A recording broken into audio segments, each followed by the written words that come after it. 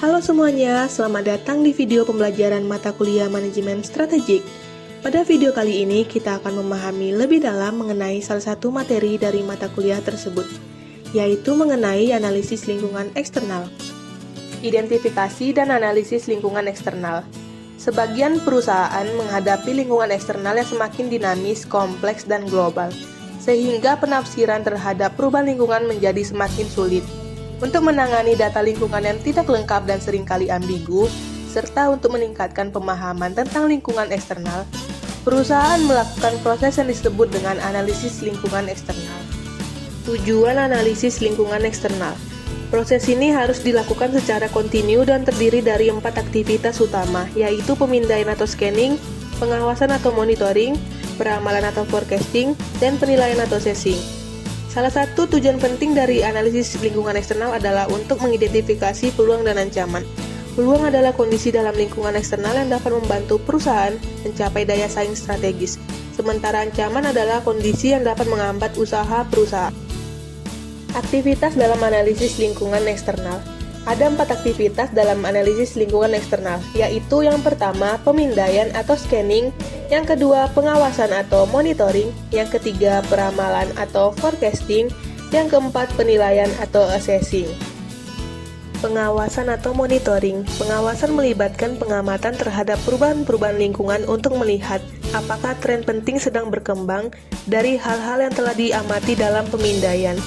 Pengawasan yang berhasil membutuhkan kemampuan untuk mendeteksi makna dalam peristiwa-peristiwa lingkungan yang berbeda. Pemindaian atau scanning. Pemindaian adalah studi untuk mengidentifikasi tanda-tanda awal dari perubahan potensial dalam lingkungan eksternal dan mendeteksi perubahan-perubahan yang sedang terjadi. Dalam melakukan pemindaian, perusahaan seringkali menghadapi data dan informasi yang ambigu, tidak lengkap, dan tidak terkait satu sama lain. Pemindaian lingkungan sangat penting, terutama bagi perusahaan yang bersaing dalam lingkungan yang sangat tidak stabil. Peramalan atau forecasting.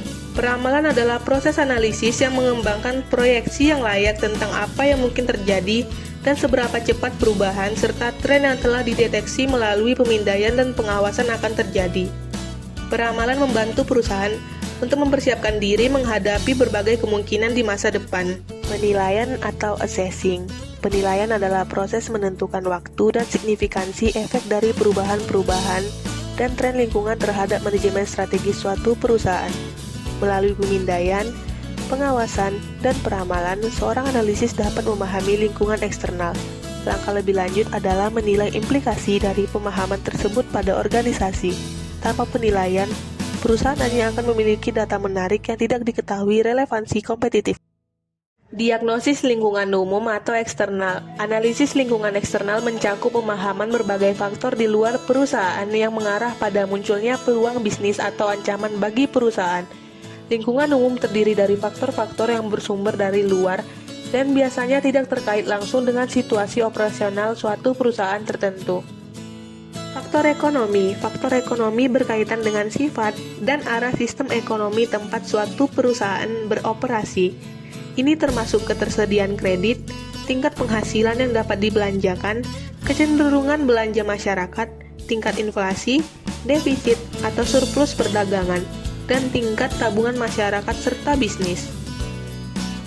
Faktor sosial. Faktor sosial meliputi kepercayaan, nilai, sikap, opini, dan gaya hidup orang-orang di lingkungan eksternal perusahaan.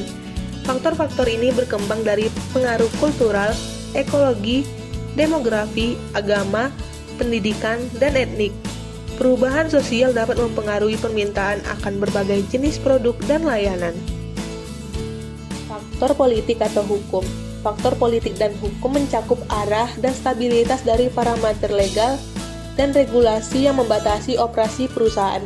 Ini termasuk undang-undang perdagangan yang adil, antitrust, perpajakan, ketentuan upah minimum, kebijakan polusi, penetapan harga, batasan administrasi, dan banyak lagi tindakan yang dimaksudkan untuk melindungi pekerja, konsumen, masyarakat umum, dan lingkungan. Faktor teknologi. Perubahan teknologi dapat mempengaruhi industri dengan membuka kemungkinan terciptanya produk baru, penyempurnaan produk yang sudah ada, atau penyempurnaan dalam teknik produksi dan pemasaran. Terobosan teknologi dapat memiliki dampak segera dan dramatik pada lingkungan perusahaan. Kesimpulan, analisis lingkungan eksternal adalah alat penting bagi perusahaan yang ingin sukses dalam lingkungan yang dinamis saat ini. Dengan melakukan analisis ini, secara komprehensif dan berkelanjutan, perusahaan dapat mengidentifikasi dan merespon peluang dan ancaman yang lebih efektif, serta merencanakan strategi yang tepat untuk mencapai daya saing strategis yang berkelanjutan. Demikian pembahasan video pembelajaran mengenai analisis lingkungan eksternal. Semoga bermanfaat dan sampai jumpa.